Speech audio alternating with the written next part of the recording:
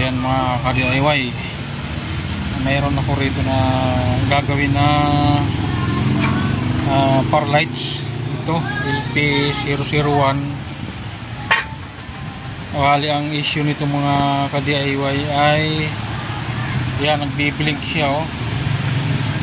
Hindi normal yung power supply niya, nagkakaroon siya ng pulse o kaya nagpa-fluctuate. Ayan oh.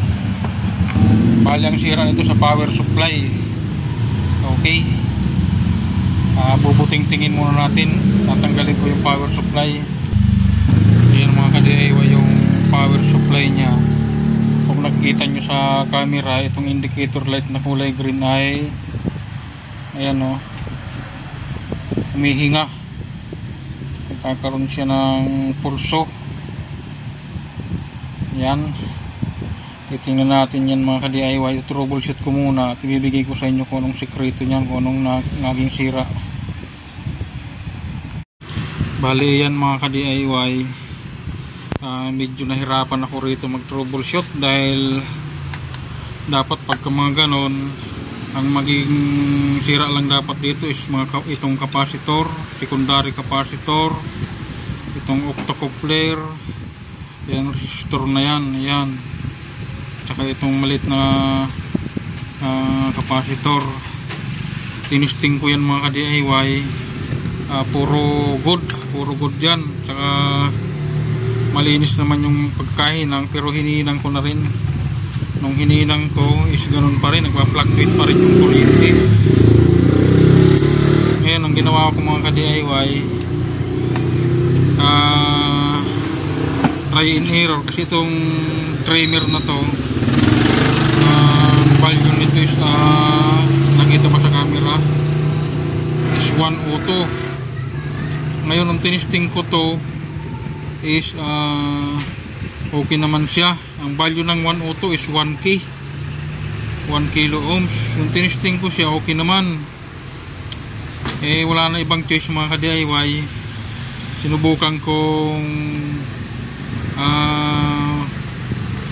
lagyan ng resistor. Unang nilagay ko ng resistor, tinanggal ko muna ito mga ka-DIY, tsaka nilagay ko ng resistor na yan. Ang unang nilagay ko is 1K kasi ang value nito is 1K. Yun, nagka-power siya. Steady yung power niya, nga lang nung nilagay ko ng 1K is nasa 22 volts lang, mababa. Kaya ang ginawa ko naman mga ka-DIY, dinalawang resistor ko na 1K. Ang value ng 1K pag dalawang parallel is 500 ohms. Ayun, pinarallel ko siya,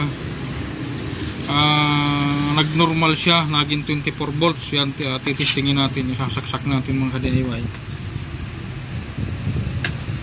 Yan, tingnan nyo yung ilaw, normal yung ilaw. Titistingin natin kung ilang voltahe siya para malaman natin at makita nyo rin.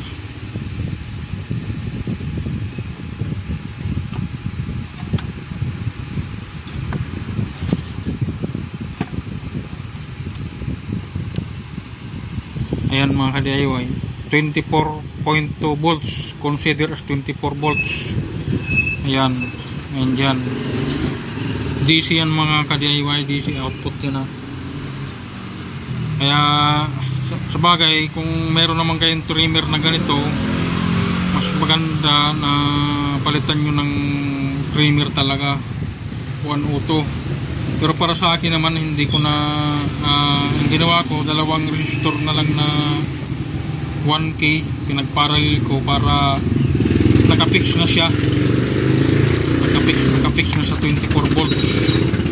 Kung magkaroon man ng ito kasi pag ang carbon ito mga ka-DIY nagkaroon na ng corrosion, o kaya nagkaroon ng gas, o kaya nagkaroon ng moisture, yan, nagkakaproblema, pabago-bago yung impedance nya. Itong na to, medyo matagal na rin siguro itong paralyze na to, kaya nagkaroon na ng problema yung trimmer nya, yung carbon. Yung ginawa ko para maiwasan natin yung back job, pinix ko na lang sa 24 volts. Ayan, kasi ito adjustment ito adjustment ito mga ka-DIY ng voltahe, output voltage. Okay mga ka-DIY, thank you very much.